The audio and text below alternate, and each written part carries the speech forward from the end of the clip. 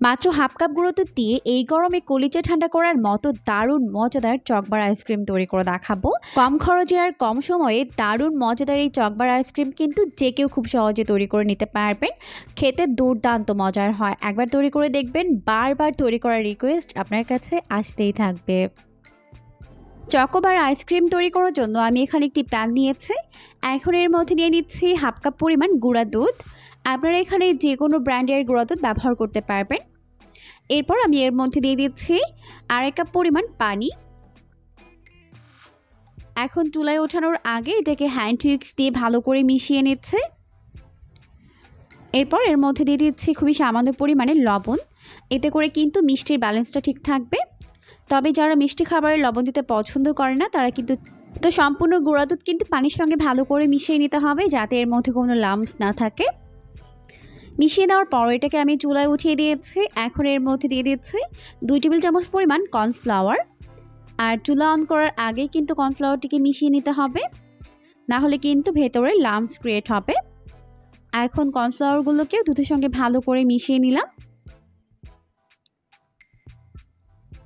মিশিয়ে দেওয়ার পর এখন এটাকে ভালোভাবে জাল করে নিব।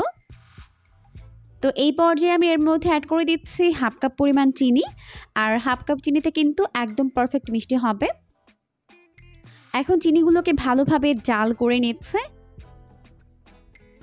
তো চিনি দেওয়ার ফলে কিন্তু দুধটা একটু পাতলা হয়ে যায়, তাই একটু বেশি সময় ধরে এটাকে জাল করে ঘন করে নিতে হবে। চকলেট আর ভ্যানিলার মিশ্রণে কিন্তু তৈরি হয় চকোবার আইসক্রিম। তো আমরা যেহেতু এটাকে ভ্যানিলা ফ্লেভার তৈরি করছি, তাই এখানে একটু ভ্যানিলা ফ্লেভার দিয়ে দিলাম, দিয়ে ভালো করে মিশিয়ে নিলাম।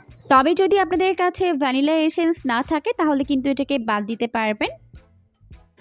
আর এই মিশ্রণটিকে কিন্তু খুব বেশি টাইম ধরে জাল করা যাবে না, প্রায় 3 থেকে 4 মিনিটের মতো জাল করে কিন্তু যখন এরকম পর্যায়ে চলে আসবে তখন এটাকে চুলা থেকে নামিয়ে নিতে হবে। কারণ এখানে কিন্তু কর্নফ্লাওয়ার আছে, আর কর্নফ্লাওয়ার থাকার ফলে কিন্তু এটা অনেকটাই জমে যাবে ঠান্ডা হয়ে গেলে, তাই এই পর্যায়ে এটাকে চুলা থেকে নামিয়ে রেখে দিচ্ছে। এখন আমরা চকবার আইসক্রিম তৈরি করার জন্য চকলেট রেডি করে নিচ্ছি। তাই আমি এখানে প্রায় 20 গ্রামের মতো ডার্ক চকলেট নিয়েছি, আর চকলেটগুলোকে এভাবে গ্রেট করে নিয়েছে।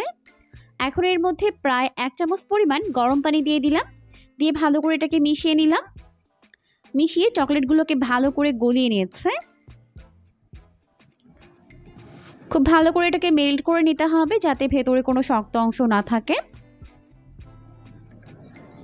তো এখন কিন্তু চকলেট খুব ভালোভাবে মেল্ট হয়ে গেছে।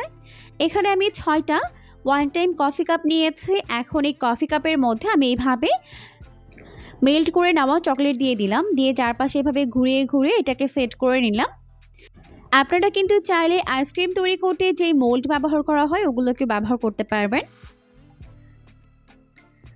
তো এরপর আমি এইগুলোকে প্রায় 10 মিনিটের মতো ডিপ ফ্রিজে রেখে দিয়েছিলাম। এগুলো ভালোভাবে সেট হয়ে গেছে। এখন এই আইসক্রিমের মিশ্রণটিকে আমি ঠান্ডা করে নিয়েছি। ঠান্ডা করে এই মোল্ডের মধ্যে নিয়ে নিচ্ছে। আর অবশ্যই কিন্তু 2টা জিনিসই ঠান্ডা হতে হবে, না হলে কিন্তু চকলেটগুলো গলে যাবে, সেক্ষেত্রে একত্রে মিশে যাবে আর চকোবার আইসক্রিম কিন্তু তৈরি হবে না। তাই 2টা জিনিসই খুব ভালো করে ঠান্ডা করে সেট করে নিতে হবে। এখন এই মোল্ডের মধ্যে আমি দিয়ে দিচ্ছি। আমি যতটা পরিমাণে উপকরণ নিয়েছি এতে করে আমার 6টি আইসক্রিম হবে। তো সবগুলো মোল্ডের মধ্যে আমি সেমভাবে মিশ্রণ দিয়ে দিয়েছি। এরপর আমি এটাকে এইভাবে উপর থেকে ফয়েল পেপার দিয়ে কভার করে নিয়েছি।